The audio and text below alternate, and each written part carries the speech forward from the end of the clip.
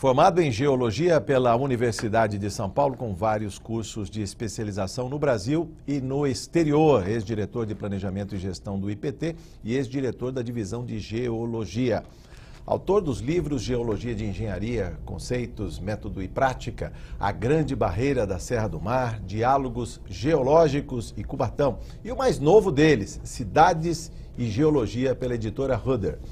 Arena Livre tem o prazer em receber mais uma vez Álvaro Rodrigues dos Santos, que é consultor em Geologia de Engenharia, Geotecnia e Meio Ambiente. Vamos falar sobre uma doença das cidades, as enchentes. O que fazer quando as chuvas insistem em extravasar os leitos e arrastar tudo que encontram pela frente? Comigo na bancada os deputados Orlando Bolsoni, do PSB, Pedro Cacá, do PTN, e Geraldo Cruz, do PT. Muito obrigado pela presença dos senhores, sejam muito bem-vindos mais uma vez a esta arena.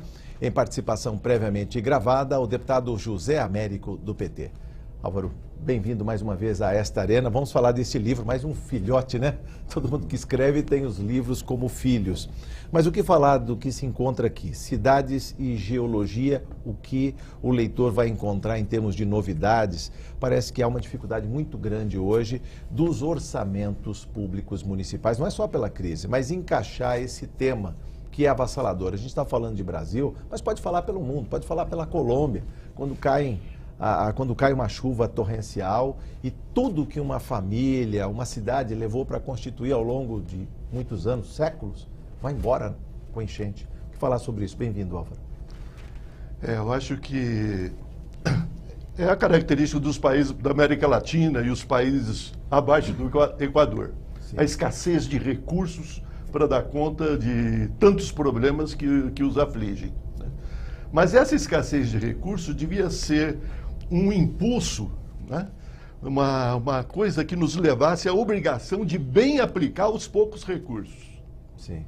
Temos poucos recursos e os aplicamos muito mal, do ponto de vista da orientação técnica, da sequência, da permanência dos programas que tem por objetivo aliviar as populações desses enormes problemas, com áreas de riscos a deslizamentos, enchentes e tantos outros problemas que advêm da forma errada como as cidades lidam com o meio físico natural que acaba ocupando com o seu desenvolvimento. Eu estou certo quando na abertura falei que a enchente é uma doença das cidades, principalmente das metrópoles, né, que estão aí impermeabilizadas?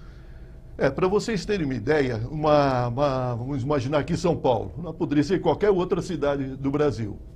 Antes de existir a cidade, existia um meio florestal. Esse meio florestal, ele tem a capacidade de reter 85% do volume de uma chuva forte que lhe caia em algum momento. 85%, né? Sobre as folhas, as raízes, absorvendo. Pelo molhamento de todos os elementos, da copa das árvores, dos troncos, dos galhos, de um elemento especial das florestas, que a gente chama serapilheira, né? Que é aquele manto de material, de folhas, galhos, que forma uma verdadeira esponja, né? O primeiro horizonte de solo, de solo orgânico, horizonte A, que nós chamamos. Tudo isso tem a capacidade de reter 85% do volume. E boa parte desse volume depois alimenta nossos lençóis subterrâneos, que é a nossa reserva estratégica de água. A cidade, ela vira o jogo. Ela joga sobre o sistema de drenagem, com a sua impermeabilização generalizada 85% do volume de uma chuva.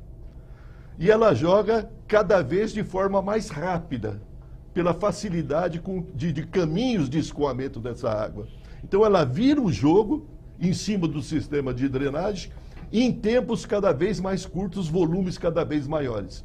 E esses sistemas de drenagem não dão conta. Essa é a equação básica da enchente. Há uma série de ingredientes que acabam piorando a situação para o lado das cidades. Mas essa é a equação básica. E para mexer nessa equação, nós temos dois grandes caminhos. O primeiro é aumentar a capacidade de vazão do nosso sistema de drenagem. Desde as galerias, que têm que ser renovadas, ampliadas. Nós temos galerias e bueiros construídos da metade do século passado. Ou ainda atrás. A São Paulo de um Itaipa de tempo que o Pilão. volume de chuva na cidade era muito menor. Mas, professor... E é um trabalho caro. Esse é a ampliação do Tietê, o alargamento, o aprofundamento. São obras de custo muito alto. Esse que nós chamamos as soluções diretas, né? Agora, nós temos um grande campo de outras soluções, que nós chamamos de soluções não estruturais, que são voltadas a recuperar a capacidade do espaço urbano em reter água de chuva. Vamos falar sobre todas essas E possibilidades. nesse campo, as ações de programas de governo, eu não sei por que motivo, mas são zero. Praticamente não Deputado se Geraldo faz Cruz, vamos Não, eu queria apimentar a conversa com um cumprimentar gestor e parabenizar municipal. aí pelo seu trabalho. E, Jorge, agradecer aí a TV Assembleia fazendo esse debate que é tão importante na vida do cidadão hoje, São Paulo, Grande São Paulo, como é o nosso caso de Embu das Artes, que é aqui tudo dentro, mistura, né? Eu acho que a gente poderia começar a discutir dizendo o seguinte, olha, o problema das enchentes não é por causa da chuva. Porque tem muito isso, né? A gente ouve muito da nossa classe política, dos gestores públicos, porque choveu demais, choveu não sei quantos milímetros a mais do que no outro mês. Eu tenho feito esses questionamentos quando posso para essas pessoas. Eu acho que nós temos uma falta de vontade política com a questão de saneamento no Brasil que é muito grande. Nós podemos buscar alguns problemas que causam. Loteamentos que foram feitos à revelia sem nenhuma orientação do poder público, e o poder público fechou os olhos. Ou seja, fez o desmatamento, venderam na margem dos córregos, aqueles que não venderam ocuparam e os governantes também não fez nada para que não ocupassem, então está tudo ocupado. Então, na medida que você começa a raciocinar, olha, toda a baixada lá está ocupada, e começa a fazer um pavimento de cima para baixo, sem um mínimo de saneamento, de captação dessas águas que deveria estar lá. Drenagem urbana. Não tem uma drenagem urbana, não tem um pavimento que pudesse ser, que ele pudesse fazer uma drenagem para que chegasse lá. Então nós temos um problema no Brasil e eu acho que São Paulo sofre muito com isso. Eu diria o seguinte, a falta de vontade política de resolver esse problema. Para mim porque vocês têm pessoas como o Instituto, como o IPT, que tem apontado muitas soluções. Eu já conversei com alguém lá quando nós tínhamos muito problema de enchente no Embu, nós fomos buscar assessoria do Instituto e apontou algumas soluções e estranhamente a solução que São Paulo adotou, do meu ponto de vista, aqui meus amigos aqui, colegas deputados, é uma situação paliativa, porque eles tentam sair de um problema e criando outro, que ele faz um piscinão lá e fica céu aberto, quem normalmente tem moradia em torno daquilo ali. Aí você vai lá, é um esgoto a céu aberto lá, coletado de todas as formas. Então eu penso, professor, que a gente deveria trabalhar com algumas frentes. Uma delas é não deixar, garantir a legislação que não construa, né, pelo menos 15 metros da margem do rio, que tem uma legislação que fala sobre isso. Segundo, garantir um sistema de drenagem quando o loteamento fosse feito e de arborização de compensação, como tem hoje na lei específica Guarapiranga, que ainda não está sendo colocado em prática, apesar da lei fazer 11 anos. Nós vamos fazer um debate dia 24 sobre isso. Vamos convidar o Álvaro para isso. Mas o que eu queria terminar a dizer com isso? Eu penso que algumas soluções, seria ideal para isso. O sistema de drenagem, quando fizer pavimento e quando implantar loteamento na cidade, tinha que cuidar. Evidentemente que o senhor tem um livro aqui muito com ideias bastante corretas, mas eu quero falar da prática, que eu convivo, né? Então, os piscinões que tem na nossa região, eles não deram conta de que as pessoas abaixo deles sofressem enchente a mesma coisa. O ano passado, morreu gente no Taboão da Serra e acima tinha 2 piscinão, que não resolve o problema. O custo hoje de um piscinão, ele é mais caro do que você remover, deputado. Se fosse para remover aquelas pessoas que estão ali na margem do córrego, correndo risco mais de enchente, ficaria muito mais barato. Há 8 anos atrás eu estava tentando fazer um levantamento para limpar um piscinão lá no Embu. Que ele é feito na divisa, ele serve a Taboão, não para nós. Lá para nós não vai servir. Mas ficava quase 1 milhão para fazer a limpeza do piscinão. 800 mil para limpar o piscinão. Eu estava fazendo uma conta, com 70 mil, você faz uma casa popular aí de 2 dormitórios, de 70 metros quadrados, tranquilo. Então, comecei a fazer uma conta lá num bairro que tinha lá, que o povo sofreu muito. É muito mais fácil remover esse povo, fazer um plantio de árvore aqui e garantir. Acho que talvez se tivesse uma vontade política de fazer a coisa com mais sinceridade, eu acho que era possível fazer. Segunda coisa, que é um ponto que deveria ser o primeiro, a educação. A educação cidadã com relação aos lixos essa deveria todo gestor público, do primeiro ao último lá, trabalhar isso 24 horas por dia, que eu acho que a gente já diminuía bastante sobre isso. Deputado, nesse livro, eu tomei o cuidado de fazer o seguinte: eu fiz toda a discussão técnica desses problemas, né? E há uma proposição de 12 projetos de lei, né? Que eu acho que é um salto, né? Que o meio técnico está, através desse livro, através de outras publicações, sim, de outros colegas também, está promovendo e acha necessário, né? Que além das questões técnicas, a gente propicie aos legisladores urbanos também ferramentas, pelo menos modelos de legislações que possam ser aplicados e que venham ajudar muito o melhor equacionamento de todas essas questões. Essas medidas que o senhor elencou, né, de redução, de aumento da capacidade da cidade em reter águas de chuva, tem uma série de projetos de lei aí que eu ficaria muito contente se algum município, no livro, se algum município começasse a adotar. Se eu falar isso, eu lembrei de outro caso da falta de água em São Paulo. E daí eu até fiz um artigo no jornalzinho lá na cidade sobre isso. Tem um padre lá na região nossa que ele fez a captação da água da igreja. Ele tinha 30 mil litros de água armazenado que ele captou da chuva. Se o governo, em vez de ficar fazendo esses gastos com a Sabesp, etc., desse um incentivo de financiamento para a população fazer isso já seria medidas também que tanto dava conta de uma falta de água, como diminuiria a água que vai para lá. Você imagina? Claro. Água de reuso. Água de reuso. O Álvaro fez na casa dele, inclusive mostrou como se faz, e botou na rede. A minha casa eu montei um laboratório, porque uma das medidas, né, para aumentar a capacidade de retenção de água de chuva são os próprios lotes urbanos, ou empresariais, ou comerciais, que poderiam adotar uma linha, né? Quer dizer, ele não poderia jogar mais que 25% do volume de água. Ele tem que dar um jeito de reservar essa água. E na minha casa, eu praticamente, para usos brutos, eu não uso mais água da Sabesp.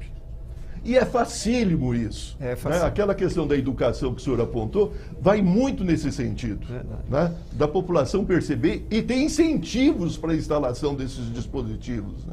Eu quero ouvir o deputado Pedro Cacá, depois o deputado Orlando Bolsoni, e a gente vai falar da prática aí, do que a gente tem feito aí para a captação da água de chuva, projeto dos piscinões, projeto das piscininhas. Vamos voltar a falar sobre isso. Deputado Pedro Cacá primeiro. Quero cumprimentar todos os telespectadores da TV Assembleia, agradecer ao Jorge pelo convite. Obrigado, deputado. E cumprimentar o nosso professor, o doutor Álvaro. E eu tenho certeza que nesse seu livro vai ser muito proveitoso para o meu aprendizado. Mas o senhor disse recursos parcos. Um bom administrador sempre trabalha com recurso parco. Na verdade, o meu colega, deputado Geraldo Cruz, com a experiência que ele já teve como gestor, fosse prefeito, portanto, de executivo, sabe que o grande problema nosso é realmente a conscientização, que é o conhecimento, é o respeito à natureza. Recentemente eu estive na civilização, os remanescentes da civilização Inca, e lá é um exemplo de como trabalhar. Cusco teve, a cidade de Cusco, a cidade baixa, teve enchente, mas onde os incas que tinham amor à natureza, nunca aconteceu enchente. Eu considero que depois da década de 50, quando mais de 50% da população brasileira passou a morar nos grandes centros urbanos, até por conta de uma opção política, ou melhor, política econômica, nós criamos gravíssimos problemas. Aliás, eu diria que toda cidade que tem mais de 200 mil pessoas torna-se para o gestor público uma tarefa difícil.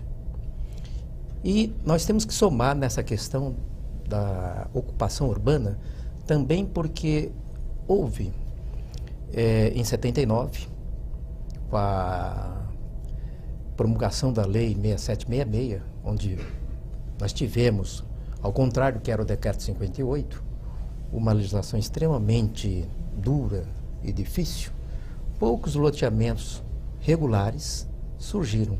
E daí veio, diante da necessidade da população, né, de uma moradia, de um espaço, daquele déficit habitacional que existia naquela época. Que ainda existe, né? Que ainda Estamos existe, na casa dos milhões aí. mas deputado. lá era pior, Sim. na década de 80, 90.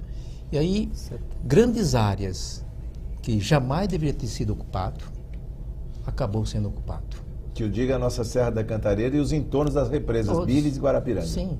E se a gente observar, não só na Grande São Paulo, né, porque eu convivo aquela região leste, né, onde a ocupação urbana cresceu bastante e os piscinões não resolveram. Então, eu entendo, pela minha pequena formação, porque todo japonês, eu sou descendente, sou brasileiro, mas existe uma herança do respeito à natureza. E se a gente não souber, realmente acaba acontecendo essa inversão. 85% em vez de penetrar e ser nosso reservatório. Aliás, o Brasil é um país abençoado por Deus, porque nós temos aqui uma riqueza que hoje já começa a ser valorizado, mas há pouco tempo ninguém dá valor, que é a nossa capacidade hídrica, os nossos reservatórios, os nossos lençóis freáticos. Não é só o aquífero Guarani, nós temos O Álvaro já esteve aqui falando sobre ele, né, Álvaro? Já em outra oportunidade. né? O aquífero Urucuia, né? Onde fala-se no centro-oeste, a Califórnia brasileira. Tudo Nós isso, temos até o aquífero da região metropolitana. Da região de São Paulo, que é metropolitana, extremamente né? judiado. Então, essa questão das enchentes, que assola principalmente o que mais nos interessa, que é a grande população, também hoje encontra-se nos campos, ou seja, em todo o território brasileiro. Tudo isso, professor, falta recursos? Sim, sempre. O administrador precisa saber multiplicar o pouco recurso, mas eu considero que é extremamente importante a conscientização através de uma educação ambiental, através de uma educação de todos, inclusive dos governantes. Claro. O Álvaro pode responder se tem no livro também esse capítulo que fala de educação, né, de conscientização. É uma questão fundamental. E a educação não só para a sociedade, para a administração pública também. Principalmente. Né? Os nossos administradores públicos, eles têm muito pouco acesso a treinamentos em gestão administrativa, em gestão de Estado, em gestão de problemas gerais da sociedade. Né? Programas como esse, por exemplo, de combate às enchentes, obrigatoriamente não deveriam ser posse de um determinado governo. Eles teriam que ter um comitê técnico-científico de comando que cuidasse da continuidade desses programas. É a diferença entre Estado e governo. Um programa é Estado. Né? Governo, ele é uma entidade diferente que determina as ações políticas, eleito democraticamente pela vontade popular, mas existem instrumentos de Estado que são permanentes. E esses não deveriam ser afetados pelos diversos governos que assumem. Né? Eu gostaria de lembrar, o senhor falou do Japão, e eu acho que o Japão ele foi levado, né, a sido cai todas determinadas providências, porque o metro quadrado japonês é caríssimo. Né? A cidade de Sumida, da região metropolitana de Tóquio, é o laboratório internacional das experiências de retenção de águas de chuva. Só a prefeitura da cidade de Sumida, ela tem um reservatório de 1.000 metros cúbicos. Só a prefeitura retém 1.000 metros cúbicos de água de uma tempestade que caia sobre Sumida. Né? Então, todas essas questões são assumidas, uma simbologia com a cidade de Sumida, são assumidas pela administração pública como uma cultura. A nossa cultura qual é hoje? E ela está muito na causa das enchentes. É nos livrarmos da água o mais depressa possível. A água passou a ser uma inimiga da população, a imagem da água. Diferentemente do que deveria ser. Olha, mais água, queremos água e queremos segurar essa água aqui conosco. Né? Isso que faz toda a diferença. Deputado Orlando Bolsoni, Antes de mais nada, professor, um planejador, mas que viu muitas enchentes na sua São José do Rio Preto, ali na Alberto Andaló, na Badibacite, nas avenidas, que são fundos de vale, né, deputado? Exatamente. Primeiro, uma honra estar aqui sobre a orientação do Jorge, com os deputados amigos, deputado Geraldo Cruz, amigo já de tanto tempo, e deputado Pedro Cacá, que eu tive a honra de conhecer recentemente, mas que eu já admiro muito. E o professor, e nos orienta através das suas publicações, através da sua experiência no planejamento do IPT, e também a presença sempre aqui, dando possibilidade de multiplicarmos a sua experiência. Eu vou me permitir, professor, primeiro aproveitar já a própria condução do estimado prefeito de Mogi das Artes, Geraldo Cruz, e do nosso deputado Pedro Cacá, dentro dessa linha. Primeiro, que eles já propuseram, questão dos aquíferos aí. Até uma questão técnica que é importante que a população tenha informação, a chuva, aquela chuva que cai, que chega, que possa chegar ao solo, ela pode eventualmente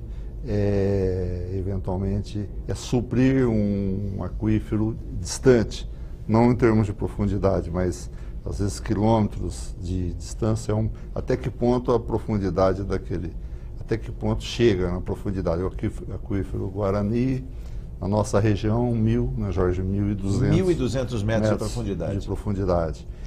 Já o Bauru, perto de 200. Então, primeiro esse ponto. Se até 200 sempre chega, ou se... Então, essa é uma pergunta essencialmente técnica. E também uma pergunta no sentido... Então, as cidades que estão impermeabilizadas, é o caso lá de São José do Rio Preto, e tantas outras as cidades médias, que solução, que também lembrou do deputado Geraldo Cruz, que solução barata, possível, considerando a questão dos recursos, que solução que teria? Seria esse caso do armazenamento em cada imóvel? Essa seria basicamente, se eu pudesse esclarecer, que eu acredito que os telespectadores que sempre me fazem essas perguntas, então eu quero passar. Como remediar, né? Porque a cidade está construída. Como mitigar. Mitigar.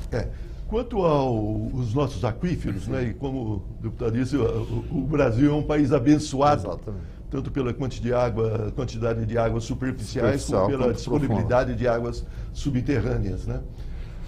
Todos esses aquíferos são alimentados no ciclo hidrológico por águas de chuvas que se infiltram. Do ponto de vista da cidade impermeabilizada, ela ocupa um território muito pequeno em relação à área rural. O que ela evita de infiltração é uma fração da capacidade de infiltração de todo o território rural. Então eu não vejo uma relação das cidades diretamente com os grandes aquíferos. Aqui na região metropolitana de São Paulo e várias cidades, elas têm seus próprios, vamos dizer, subaquíferos, seus aquíferos próprios.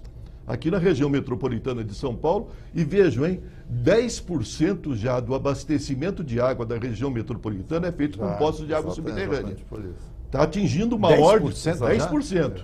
Dos 70 mil metros por segundo que a Sabesp fornece, quer dizer, 10% dessa quantidade é por poços de água subterrânea. E poderia ser mais. Você me permite já emendar. E a questão da contaminação desses? Então, podia ser mais por dois... primeiro, quer dizer, poderia ser incentivada e melhor controlada. Sim. Porque a exploração de um aquífero subterrâneo, ela tem que ser muito controlada para ela não rebaixar demais esse aquífero. A própria cidade, por dificuldade de infiltração, está rebaixando o nosso aquífero. E em muitos pontos, poluído. Correto. Então nós perdemos a oportunidade. E é uma reserva estratégica nossa. Exato. Esse aquífero que da região metropolitana e de outras cidades nossas, né, dos seus aquíferos menores, são reservas estratégicas, sagradas. Exato. E qual é a recarga do aquífero aqui em São Paulo? Será a própria Sabesp que, se ela produz 70 e perde 30, pelo menos 21 metros estão perdidos aí no mesmo solo da onde a gente parece um paradoxo, mas o meio técnico sabe. Em grande parte, esse aquífero não está rebaixando mais pelas perdas das canalizações da Sabesp. Isso faz toda a diferença. Bom, e a solução? Aí a solução. A solução para barato seria só essa questão de... Veja, eu acho que não existe essa solução que... Infelizmente não existe essa solução para as enchentes, o senhor está dizendo. Né? Essa solução barata e eficiente. Né? As soluções de engenharia direta, de aumento de capacidade de vazão dos nossos cursos, as prefeituras, o poder público está tomando. Só que são extremamente caras e atingem um limite. Depois de um certo limite, não adianta mais você mexer naquilo, que você não vai conseguir aumentar aquela capacidade de vazão. O que é possível é investir seriamente nesses outros instrumentos de recuperação da capacidade de cidade e reter água de chuva. Né? Ou seja, por disseminação de bosques florestados. Eu chamo um bosque florestado, um parque florestado, de um piscinão verde. Ele não tem os malefícios dos piscinões do ponto de vista sanitário e cumpre toda uma função ambiental e praticamente toda a chuva que lhe cai em cima ele retém. Vamos falar mais dessa solução no próximo bloco do Arena Livre, que volta em instantes.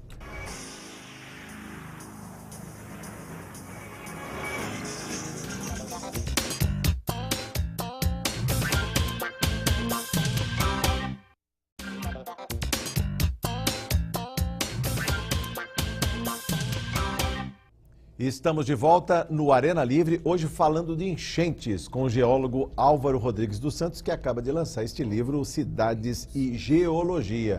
Eu convido agora também a sua atenção, Álvaro, à pergunta do deputado José Américo do PT, que fala sobre um mal que está aí colocado, pelo menos na região metropolitana de São Paulo, são dezenas deles, os tais piscinões. Com a palavra, deputado José Américo. Um grande abraço a você, Álvaro. O tema que vocês estão tratando é essencial, principalmente para São Paulo e Grande São Paulo, né? Minha primeira pergunta, Álvaro, é a seguinte: o plano de macro drenagem elaborado pelo então governador Mário Covas em 1998, ele falava na construção, acho que de 120 piscinões em São Paulo e Grande São Paulo, como forma de evitar as enchentes. Até agora, acho que nem a metade desses piscinões foram construídos. Minha pergunta é o seguinte: sem esses piscinões, é possível enfrentar o problema das enchentes na cidade de São Paulo e na Grande São Paulo? Eu diria o seguinte: o piscinão não é uma invenção nossa. É um instrumento da engenharia internacional, né, e cumpre esse papel de retenção de águas de chuva. O que é? É um buraco grandão para o qual nós desviamos, em um momento crítico de chuva, nós desviamos as águas de um córrego. Só que aqui nas cidades brasileiras nós temos dois problemas que as cidades mais avançadas do mundo não têm. O grau de poluição das nossas águas superficiais, esses córregos que são desviados são verdadeiros esgotos a céu aberto, e a velocidade com que esses piscinões são assoreados por sedimentos que vêm das erosões das zonas periféricas de expansão das cidades, por lixo e por entulho de construção civil. Então, o piscinão, do ponto de vista sanitário, acaba sendo uma bomba sanitária, né? E, do ponto de vista de sua manutenção, uma despesa impossível dos municípios e do Estado arcarem para fazer uma manutenção correta. Porque em uma chuva violenta, um piscinão se assoreia. Se ele não for limpo, ele não vai funcionar para a chuva seguinte. Mas todo aquele material que é retirado do piscinão, ele vai com a carga de poluição. Ele teria que ser tirado dali e jogado num outro lugar nas condições de um aterro sanitário, porque senão ele vai poluir águas superficiais e poluir água subterrânea no bota fora. Então o piscinão nosso, por causa dessas condições particulares nossas, ele teria que ser a última das soluções. Ele não pode ser o carro-chefe o deputado que me fez a questão, de um programa de combate às enchentes como vem sendo. Temos que aplicar todas as outras medidas. Em certas situações, olha, não conseguimos, então vamos fazer um piscinão. Ele não pode ser o cargo-chefe. Esse é o principal erro que vem sendo cometido pelos sucessivos programas de combate às enchentes. Se é um erro, o erro vem sendo repetido, cada vez mais caro e maior. O último piscinão inaugurado, Guamiranga... Além da desvalorização imobiliária que ele promove no seu entorno. O piscinão Guamiranga, aqui em São Paulo, a bacia do Alto Tamanduateí, custou 120 milhões de reais e chega a beber 850 mil metros cúbicos de água. Deputado Geraldo Cruz. Não, eu já tinha falado sobre isso. Eu acho que, infelizmente, nós temos um problema sério, que é a educação, como nós falamos aqui já, o professor reforçou esse assunto, mas, acima de tudo, há o gestor público, né? Poderia ser mais sério no Brasil. Acho que nós somos especialistas em inventar programas que não dão certo. Você pode olhar, na sucessão dos governos, sempre tem um programa excelente. Eu não vou nem falar de qual foi o programa recentemente no Brasil, um programa excelente. Aí o presidente está lá quebrando a cabeça para mudar o nome do programa, porque mudou o nome, já não é mais o outro governo, é ele. É uma falta de respeito com o cidadão, com o dinheiro público, que eu acho que a gente tem que, talvez, trabalhar muito essa questão da educação do gestor público. Por conta... Eu já tinha dito, eu sempre falei isso, participei de reuniões sobre essa questão de piscinão e votei contra. Quando estive prefeito de uma cidade por 8 anos, de 250 mil habitantes, que é Embu das Artes, e nós tínhamos problema de enchente lá. Nós não resolvemos, porque não foi continuada a política que a gente vinha fazendo de tentar, primeiro, fazendo a captação de água quando você faz um pavimento numa rua. Segundo, buscando pavimentos alternativos, que você diminui também o volume de água que desce para o córrego. O professor falou aí do piscinão verde, também uma proposta... Arborização urbana. Uma arborização, não, um piscinão verde. Você pega uma baixada daquela, faz lá um plantio lá, ela capta toda aquela água, uma água saudável, até pode ser usada com outras coisas, que é soluções mais baratas, não é que é barata, mas eu acho que é uma solução para você diminuir um problema, que morre tanta gente, adoece, morre gente... Todo ano está morrendo pessoas com as causas das enchentes. Então, não é o problema do valor, é a forma como estão gastando. Porque piscinão é o que eu falei, o professor reforçou isso agora aqui, eu acho que é uma das medidas mais paliativas que eu já vi em solução para enchente. Se gastasse 10% com aquele dinheiro, gastasse com educação, de formação, de fazer, olha, vamos fazer políticas públicas de captação de água, ela não vai ser do prefeito A, do prefeito B, nem do governador. É política que você tem que cumprir. Tem que ter alguma coisa na lei que diz assim, isso aqui você não pode mudar. É quase igual o nome da cidade. Você só tem alguns que até inventam, fazer plebiscito para mudar. Aqui você tem que seguir esse programa. Aí nós vamos ter solução. Porque o que acontece? Nós já falamos aqui das causas, como é que ele aconteceram. Mas hoje ainda está. Eu estou numa região lá de Embu, eu estou observando agora o aumento de desmatamento que está acontecendo. Fizeram uma mudança lá no plano diretor, lá meio na calada da noite, e essa mudança tem uma ocupação da terra, das áreas, que isso vai causar, e causou.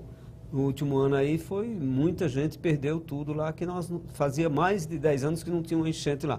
Ah, porque choveu mais, não é conversa fiada, é porque não tem políticas de captação de água. Planos diretores. Plano diretor. Agora, ninguém ainda apontou, professor, qual o que representaria essa pergunta de dizer assim, bom, vamos fazer um investimento de captação na água de todas as residências?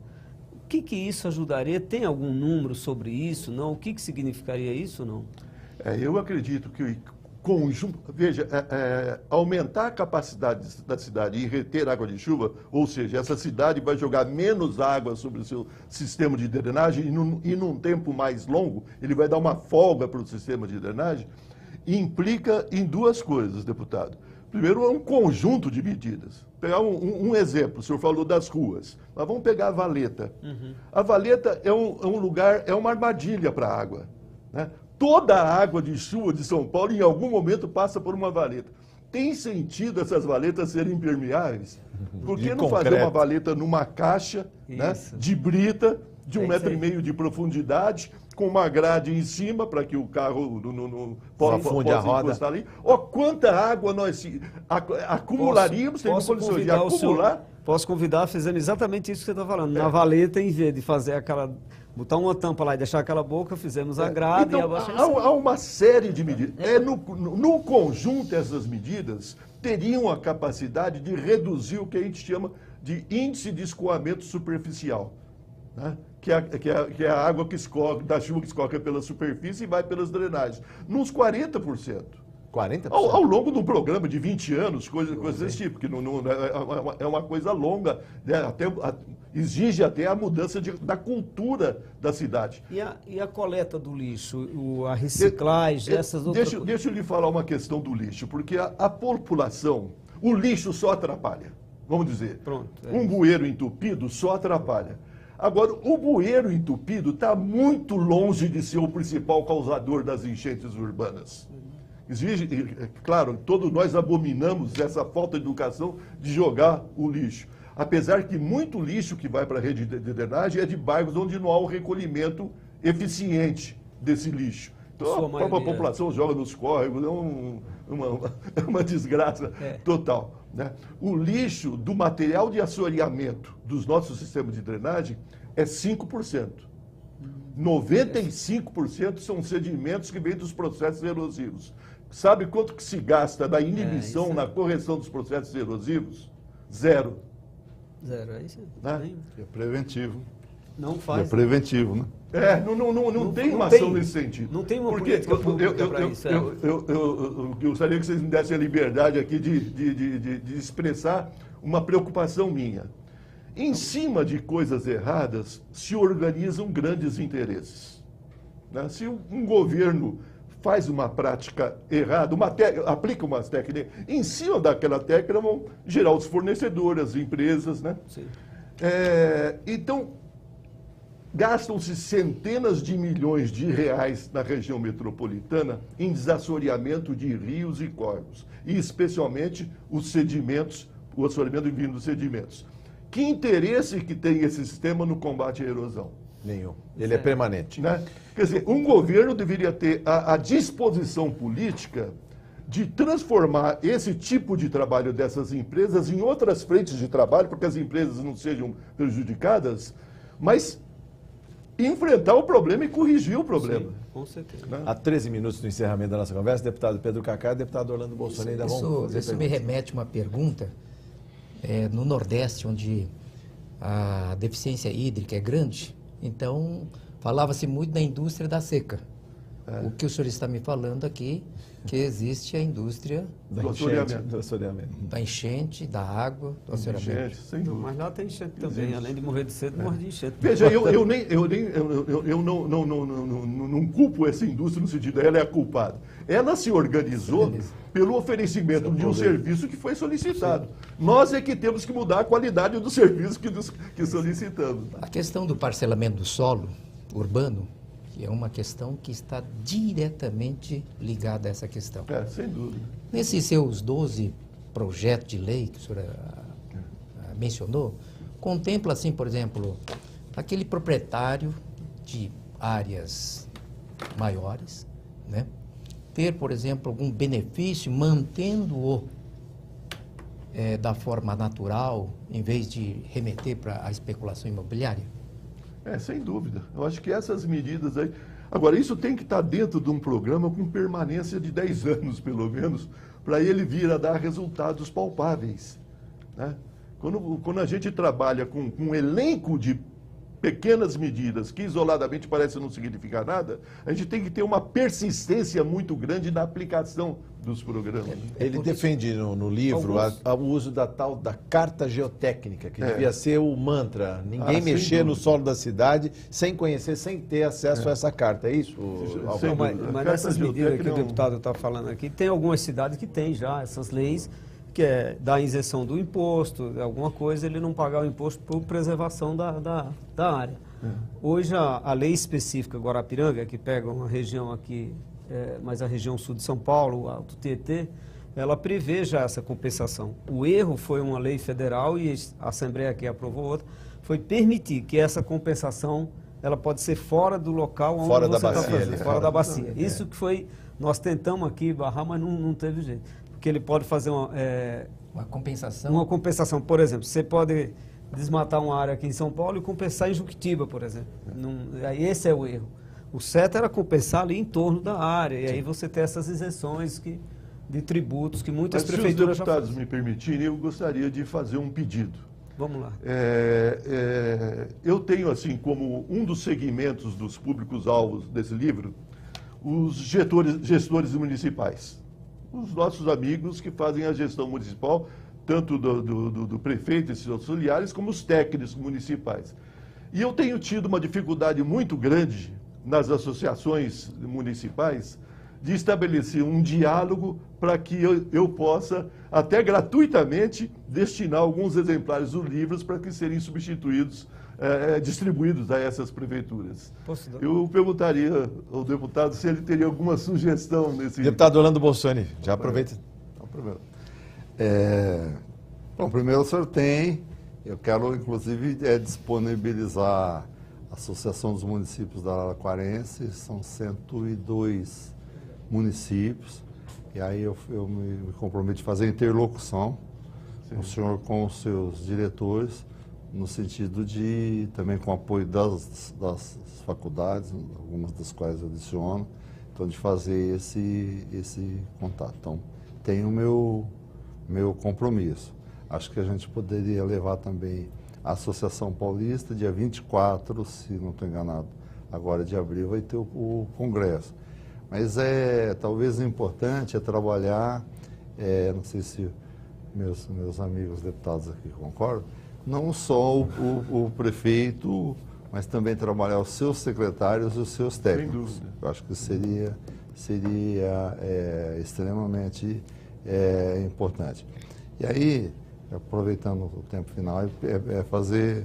O senhor falou a questão de plano de Estado, então aquele que permanece, e plano de governo, por algum tempo. A legislação, ela já exige das cidades plano diretor de drenagem, então para se obter recursos junto à Caixa Econômica Federal... Ministério das Cidades. O Ministério das Cidades exige então que são planos de 10, 20 anos. E os planos diretores também para cidades de mais de 10 mil habitantes. Mas o senhor fez uma observação importante, e foi reforçada pelo deputado Cacai e deputado Geraldo Cruz, a questão da descontinuidade. Como romper? Será que a educação ambiental seria o caminho? Será que a responsabilidade social e ambiental para a população? Acho que só a classe política ela não tem sido competente no sentido de manter esses planos. Eu acho que se não chamar a sociedade e mostrar os custos de todo aspecto, custos humanos, sociais, econômicos, que tem de não ter essa continuidade. Então, a questão da descontinuidade acho que é um desafio. Ou então, que propostas o senhor deixaria de forma rápida para nós nesse sentido? Eu vejo muito pegando como exemplo o programa de combate às enchentes, né? Poderia ser um programa relacionado a outros problemas de infraestrutura, mas que eles não devam pertencer a um determinado governo. Eles são instrumentos de Estado, deveriam ter como gestores, né, técnicos renomados, cientistas, a universidade, os institutos de pesquisas envolvidos, de tal forma que ele tivesse continuidade ao longo dos sucessivos governos. Que essa descontinuidade é mortal. Né? Quer dizer, pega uma orientação técnica, uma estratégia. Nós temos, até pouco tempo, nós tínhamos uma política energética por período de governo. Como que um país pode viver com uma política por 4, 5 anos? Era 4 anos, né? Isso que ele está falando. Então, eu acho que nós temos que fazer essa separação em que é esfera de governo, esfera política de governo, né, que é sagrada, democrática, constitucional, e que o que está na esfera de Estado, de instrumentos permanentes de Estado. A Europa faz essa diferenciação cirurgicamente. Há um governo que vai mudar a diretoria do Instituto de Pesquisas, né? Só porque ele foi eleito e teria o poder para isso. Não faz isso. São Paulo está Ainda não chegamos lá. Ainda não chegamos lá. Agora, viu, Jorge? Só... Rapidamente, só temos 5 minutos para encerrar e quero deixar 1 minuto de Tá considerações bom, finais. eu vou deixar. Mas tem uma outra sugestão aqui na distribuição que o senhor me permite, eu quero deixar que o senhor observe isso. Tem os consórcios na região metropolitana de São Paulo. Quase todas as regiões hoje têm os consórcios, que reúnem ali as prefeituras. Tem o consórcio do ABC, temos o nosso aqui na região sudoeste. Esses consórcios são figuras E formidáveis. é um espaço bom para o senhor distribuir, que você vai pegar exatamente uma parte dos técnicos das prefeituras ali daquela região. Né? Dia 24 agora de abril nós estamos fazendo um seminário. Hoje, deputado. Hoje é Sim, dia. isso. Não, vai ser dia. Tá 24. certo. Hoje, dia 24, vai ter em Itapecerica um debate sobre a reformulação da Lei Guarapiranga, que tem 10 anos, 11 anos de existência. Lá vai estar os 6 municípios da região, os técnicos. Será um prazer enorme recebê-lo e abrir para que possa fazer isso. Agradecer, né, parabenizar e dizer obrigado. que o Instituto, que o senhor, não sei se o senhor ainda faz parte ou fez, do IPT, é um instituto que nós temos o maior respeito por ele, sempre foi parceiro nosso em todos os momentos e muitos bons técnicos lá naquele instituto, hein? Esse instituto anda sendo muito judiado. Infelizmente, mas é isso que eu ia falar. Programa não só esse, mas com os institutos de pesquisa em São Paulo tem sido judiado por demais, viu? Muito obrigado, Jorge. Eu agradeço a vocês, a todos, e um prazer enorme aqui fazer um debate como esse. Eu já sofri na pele esse problema de enchente, já tanta história para contar sobre enchente que é muito difícil. Prazer é todo nosso. Deputado Pedro Cacá, sua saudação ao nosso convidado, antes das considerações finais do Álvaro. Eu quero novamente parabenizar, imaginando que a sua tarefa é uma tarefa árdua, dificílima, mas a gente, quando pega a causa pelo amor, principalmente com a natureza, acho que vale a pena. E por isso quero deixar aqui meus parabéns, e eu, provavelmente junto não só com os nossos pares aqui presentes, mas outros tanto que estão aqui na Assembleia, gostaríamos de estar abraçando a causa. E eu coloco no centro da questão a educação, a conscientização, talvez seja a grande mola propulsora. E nós temos que começar, sobretudo com essa geração mais nova, que tem mais capacidade de absorver, porque eu não quero ser descrédito. Os que já têm uma relativa idade, talvez a capacidade já são, talvez já está assim, impermeabilizado o solo. Mas essas crianças, sobretudo, são mais permeáveis, são mais permeáveis ao novo, para resolver essa questão da enchente. Deputado Orlando Bolsoni, sua saudação. Quero agradecer essa oportunidade, Jorge, de estar com você conduzindo a Arena Livre, com o deputado Geraldo Cruz, nosso que tantas experiências desenvolveu, é um exemplo para todos nós aqui, e o deputado Pedro Cacá, que se revelou um estudioso dos temas econômicos, sociais e ambientais. E está mais uma vez com o professor Álvaro. É a certeza de que o senhor tem parceiros aqui.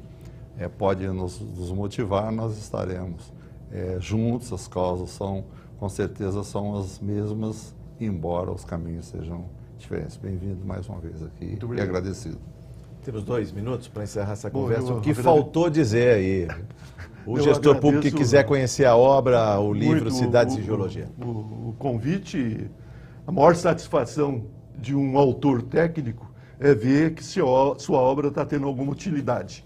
Né? Eu espero que esse livro, como outros meus, sejam bastante úteis à sociedade. Eu gostaria só de levantar uma última questão do ponto de vista técnico que acabei me esquecendo. As nossas cidades, as cidades brasileiras, ela tem uma forma de crescimento por espraiamento geográfico. Ela vai consumindo tudo, ocupando todos os mananciais. Então nós temos que fazer um esforço para que nossas cidades sejam mais concentradas. Nosso índice de concentração urbana é muito baixo em relação às outras cidades do exterior. E nós temos que combinar isso com a possibilidade de geração de uma condições ambientais saudáveis. A concentração urbana mais as condições ambientais saudáveis. Isso já nos ajudaria demais a, pelo menos, não aumentar os problemas. Ponto final, críticas, sugestões ou comentários pelo endereço eletrônico arenalivre@al.sp.gov.br. Álvaro, muito obrigado por seus esclarecimentos, volte mais vezes, né? E ajude a difundir as práticas que estão contidas aqui, leis, né? Projetos de lei, minutas para todos os gestores municipais que estão aí às voltas com um problema sério, que é o que eu chamei de doença das cidades, que é as enchentes. Muito obrigado à presença do deputado Geraldo Cruz, deputado Pedro Cacá, deputado Orlando Bolsoni. Volte mais vezes a esta arena. Muito obrigado por sua audiência. Até o próximo programa, eu espero você.